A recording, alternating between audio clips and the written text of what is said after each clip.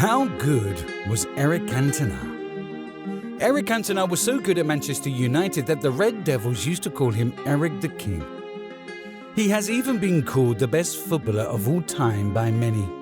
If he was so good, how did he never win the Ballon d'Or?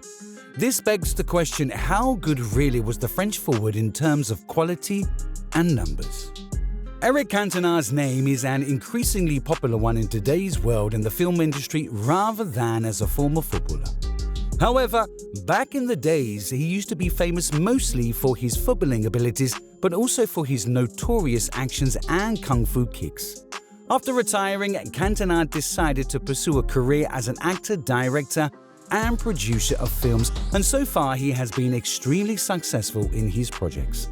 However, that hasn't been able to overshadow everything that he had achieved back when he was a world-class footballer. His name is still a highly respected one in football's Hall of Fame.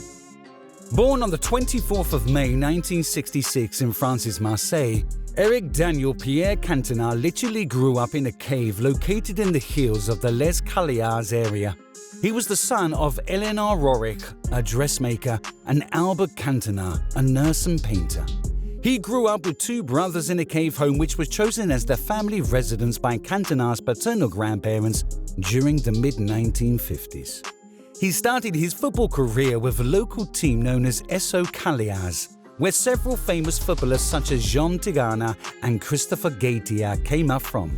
Even though he started playing as a goalkeeper, his creative skills couldn't keep him between the posts for long. After over 200 matches with SO Caliars, Cantona joined his first professional club, Auxerre. At the age of 16, Cantona joined his first professional club, Auxerre, where he spent the first 2 years in the youth team before getting a promotion to the senior team. Young Cantona was a ticking bomb waiting to explode, and he finally decided to burst into flames when Auxerre needed him most. He scored a stunning equalizer in the last game of the season against Strasbourg, where Auxerre needed to secure a point to qualify for the UEFA Cup. However, he was loaned down to second division team Martigues, where he scored 4 goals in 15 games before coming back. After returning to Auxerre, his excellent performances in front of goal earned him his first international cap for the France under-21 side. By this time, Cantona was rising up the ranks, and in 1988 he earned himself a move to Marseille for a French record fee of 22 million French francs. In his 4 years at Auxerre, he was able to score only 23 goals in 82 appearances. Growing up, Eric was a supporter of Marseille, and playing for them was a huge honor for him. However, he found it difficult to settle in and was therefore loaned down to Bordeaux for 6 months, where he scored 6 goals in 11 matches. Marseille won the league title that season, even though Cantona had little to no contributions towards the win. Instead of returning to Marseille, he was loaned down for another year to Montpellier, where he proved to be instrumental in their Coupe de France win, scoring 10 goals in 33 matches in all competitions. He returned to Marseille and helped them win another league title, but was transferred to Nimes the following season for being extremely problematic in the dressing room. After scoring 13 goals in 40 games for Marseille in 1.5 seasons, he was released for a fee of 10 million francs. At Nimes, he spent most of his time amidst various controversies rather than on the field. It started when Cantona threw the ball at a referee after getting mad about one of his decisions. At the disciplinary hearing by France Football Federation, he was initially given a 1-month ban, but it was extended to 2 months after he was angered by the decision and walked up to the committee members to call them an idiot one by one. He even considered retiring from football after the ban, aged only 25 years old, but Michel Platini somehow convinced him to continue playing. In his Nimes career, he scored 2 goals in 14 games, after which he decided to move to England to restart his career. His ill reputation made it difficult for him to find a new club in England, and he even got rejected by Liverpool and Sheffield Wednesday. However, Leeds United decided to sign him for £900,000, and it proved to be a very good decision for them. Even though he scored only 3 goals, he provided many assists and helped Leeds snatch the last version of the Football League First Division title from Man United in the final 5 games. At the beginning of the next season, he won the Community Shield with Leeds United, but his performance kept dropping to the point where he was left out of a game in November. This infuriated Cantona to the point where he decided to hand in a transfer request. At the same time, Sir Alex Ferguson had reached out to Leeds asking for the availability of Dennis Irwin, who was unfortunately not for sale. After being unsuccessful in signing David Hurst, Matt Letizia and Brian Dean, Sir Alex decided to inquire about Eric Cantona. The deal was completed for only $1 million as Cantona joined the club where he would go on to spend the golden years of his career. Eric joined forces with Sir Alex to turn into one of the deadliest attackers in Europe. It looked just like Manchester United and Eric Cantona were meant to be together. Cantona, with his massive figure, would walk into each arena as if he owned the place with his collar turned up, back straight and chest out.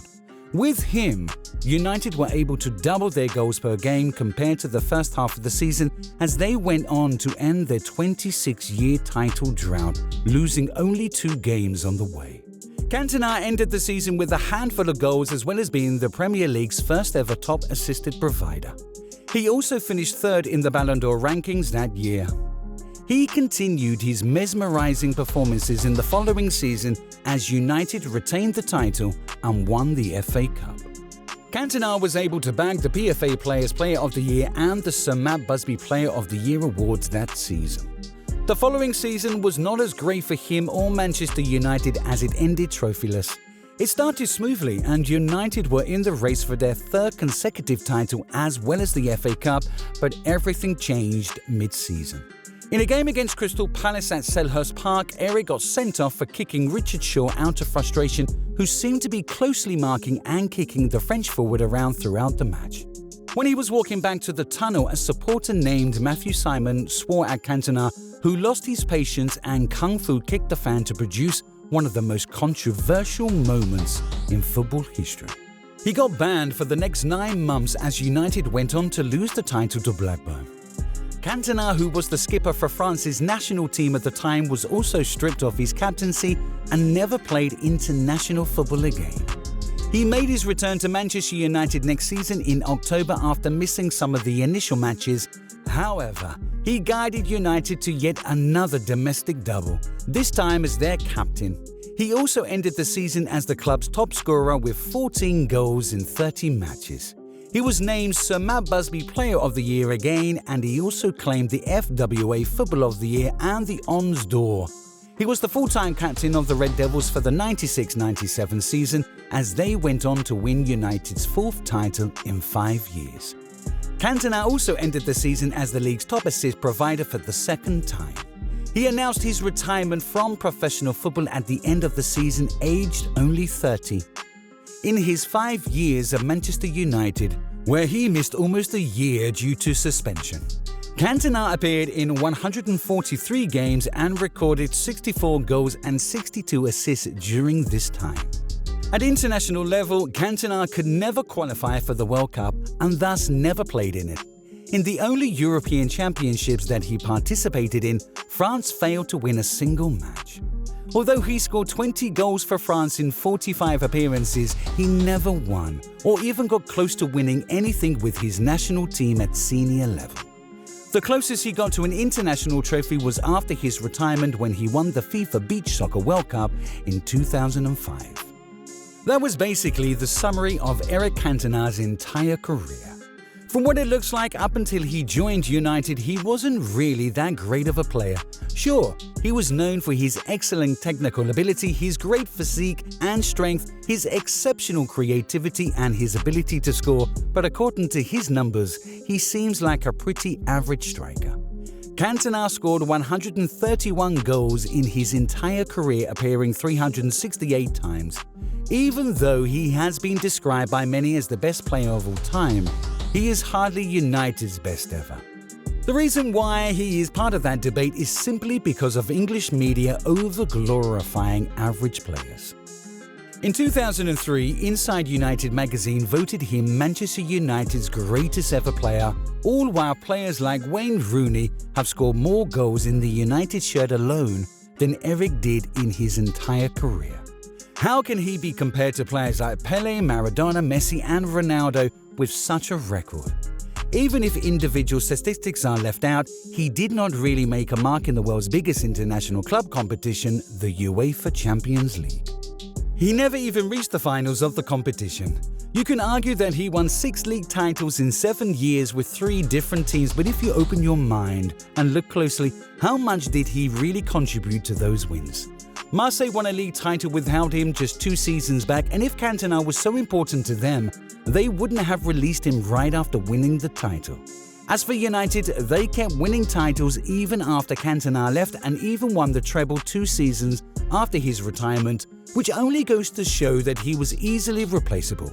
And at the international level, he is a total zero.